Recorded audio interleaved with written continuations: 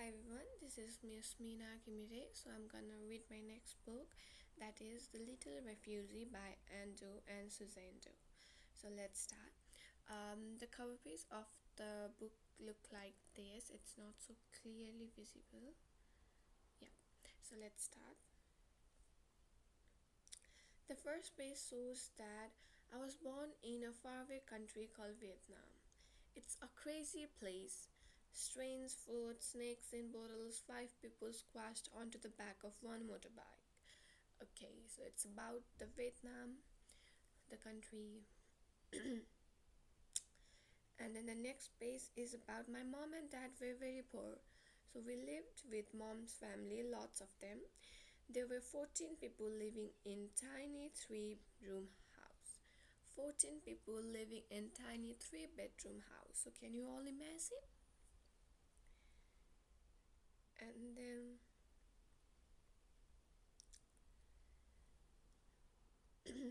even though we were poor and the house was crowded, I was happy because there were always lots of people to play with me.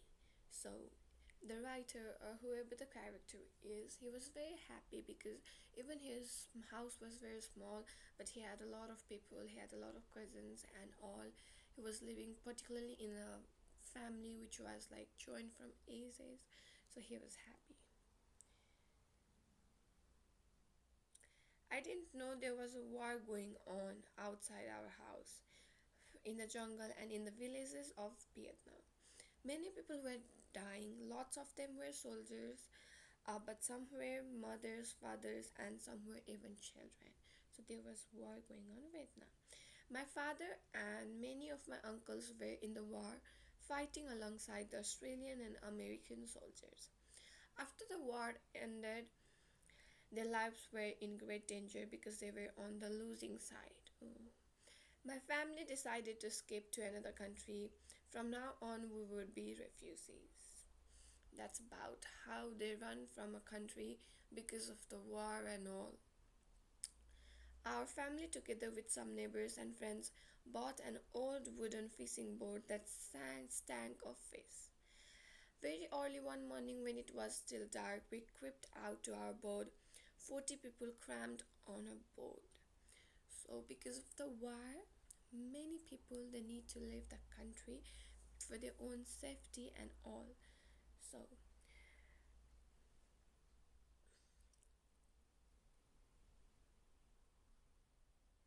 and there's the picture of 40 people in a boat. Can you all see the picture? Yeah. So they are like there's. I don't think any more people or any more person can enter the boat because the boat is full of people, and then the water level. I don't know if they are going through sea, rivers or what, but the water level seems so high. At first, the sun beat down on us. Then luckily clouds came and gave us shade. The day was so sunny, but then luckily after some while the clouds were there, so it was like a protection for them. And then finally the storm passed. There was a big storm as seen in the picture. And then the sun came out again. Mom and dad stood together looking all the food and water that had been ruined by the sea. At least we are still alive, said Mom, but we were hungry and thirsty. So because of the storm, the all food and water they got for themselves were like destroyed. So but the mom said that at least we are alive, so we can see that what can we do next now. But the next morning we awoke to the sound of my uncle shouting, a boat, I can see a boat. A fishing vessel was approaching. It pulled up alongside us, and the fishermen jumped on board our boat. Sit down, all of you, the leader shouted, waving a gun. Oh, so do you think, can you all imagine like what was going on the boat? They were like sitting in a place, sitting in their boat, and then suddenly a different boat came into theirs, and then they thought that they might see someone, they might have hope of their survival, but the leader of the another boat he just said that sit down, and he had a gun with him, so the situation was quite dangerous. A, a Peter grabbed hold of a baby. He lifted up the baby and whipped open his nanny. Nappy. A tiny slice of gold fell out. The pirate dangled the baby over the side of the boat, threatening to throw him in. My father screamed, "We must save the child." All the scared, hungry people on our boat stood up, ready to fight these pirates to save the baby's life. So, the person or the people who were in another boat, they just grabbed the baby, they just ripped their nappy, and then a gold fell down from his clothes, and then he was like threatening all of them, saying he will throw the baby in the sea or whatever. And then, but the pirate changed his mind and tossed the child at his mother's feet. So he just tossed the child at his mother's feet. Can you all imagine? And look at the picture. He's crying. They all look sad, don't they? And then his life was spared. The baby was my brother Cow. These men were pirates. They stole everything we had: rings, bracelet, necklace, even people's gold teeth. So they were pirates. That means they were like, they always come looking for people. They always steal the people's thing. So let's move on to the next page. As the pirates were leaving, one of them felt sorry for us and threw us a bottle of water. It wasn't much, but it saved our life. So I think there was a baby pirate, so he just decided to give them just a bottle of water. There was not much, but they didn't have anything to have. They didn't have any rings, they didn't have any ornaments, they had nothing, so at least a bottle of water was of a great help at that time. Yeah. So the next day was our fifth day at sea. We saw another boat. Luckily, it was a German cargo ship, and we were rescued. Luckily, it was a German cargo ship. "Everything will be okay," said my mother. "What a great country," my parents said to each other when we arrived in Australia. So after that, I think they arrived in Australia, and we all know that Australia is very beautiful. Two nuns came to visit and gave us a huge bag full of clothes. There were little boys' clothes and also little girls' clothes. My mom had two little boys, but she was too polite to say anything. The next day, we were walking down the street, and an old lady stopped to say, "My mom, what a pretty little daughter you have." Ooh. Her mom had only, sorry, there were only two boys, like, yeah, there were only two boys, but then, like a nun, came and gave them the clothes of a girl and a boy, so they didn't have any option, as they didn't have any money or anything to buy clothes. So she just had to wear the clothes of a girl. Sorry, he just had to wear the clothes of a girl. And then the next morning, someone just came up to them and said, "What a beautiful daughter you have." So that was like kind of embarrassing, maybe. And then mom looked down at my brother Cow and smiled. He was wearing a girl's dress. So imagine some boy. It looks cute, but it matters how he felt at the time, but that's fine.